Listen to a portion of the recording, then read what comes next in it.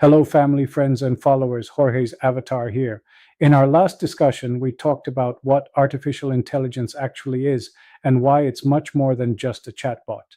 Today, I'd like to answer a question almost everyone asks sooner or later. So, what can I actually do with it? The short answer is probably a lot more than you realize. Most people first encounter AI by asking it a question. What's a good dinner recipe? Summarize this article. Write me an email. Explain this spreadsheet. Those are all great places to start, but they're really just scratching the surface. Think of a chatbot as someone sitting beside you all day long, someone who never gets tired, never gets impatient, never tells you they're too busy, and happens to know a little bit about almost everything. Need help writing? It's there. Need help learning something new? It's there. Need someone to brainstorm ideas with? It's there. Need to organize your thoughts before an important meeting? It's there. Need help planning a vacation, comparing products, understanding a legal document, creating a workout plan, writing computer code, translating languages, designing a logo, preparing for an interview, or explaining your child's homework? It's there. For many people, AI becomes a personal tutor. For others, it's a research assistant. For some, it's a writing partner. And for others, it's simply someone to bounce ideas off of. The interesting thing is that the chatbot doesn't really care what role you give it. It adapts to the job you assign.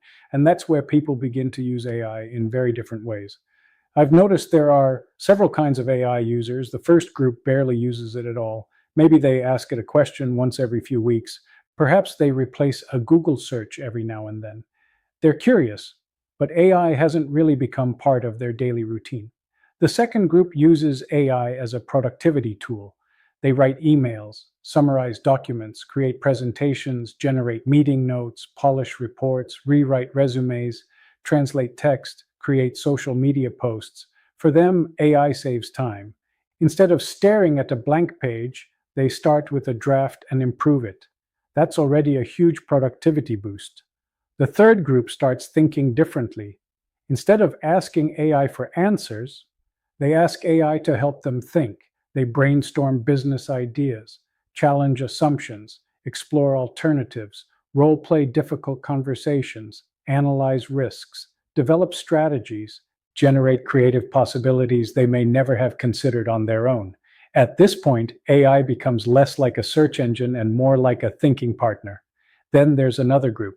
These users begin building workflows. Instead of doing one task at a time, they chain tasks together, research a topic, summarize it, create a presentation, generate speaker notes, write an email announcing it, produce social media posts promoting it, all from the same conversation. Instead of saving minutes, they're saving hours. Some businesses are already transforming entire departments this way. Marketing, sales, customer service, human resources, software development, education, healthcare. Almost every profession is discovering new ways to integrate AI into everyday work. And here's something important. The people getting the greatest value from AI aren't necessarily the most technical. They're often the people who know their own jobs extremely well. A great accountant uses AI differently than a teacher.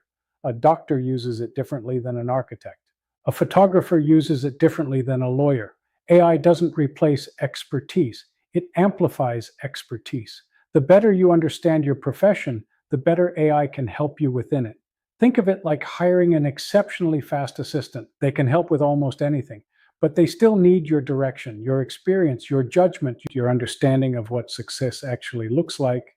That's why two people can use the exact same AI system and get dramatically different results. One asks simple questions, the other builds an entire workflow. One saves 5 minutes, the other saves 5 hours.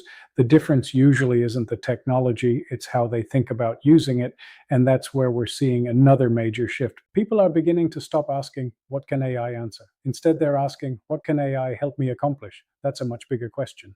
Because once AI starts helping you complete projects instead of answering questions, everything changes. It begins helping you write reports instead of paragraphs, build business plans instead of outlines, create websites instead of snippets of code, analyze months of financial data instead of individual spreadsheets, manage projects instead of isolated tasks. We're moving from conversations to collaboration. And that brings us to the next major evolution of artificial intelligence. Up until now, we've mostly been talking about chatbots. You ask, they answer. You ask again, they answer again. It's still a conversation. But what if the AI didn't wait for every single instruction?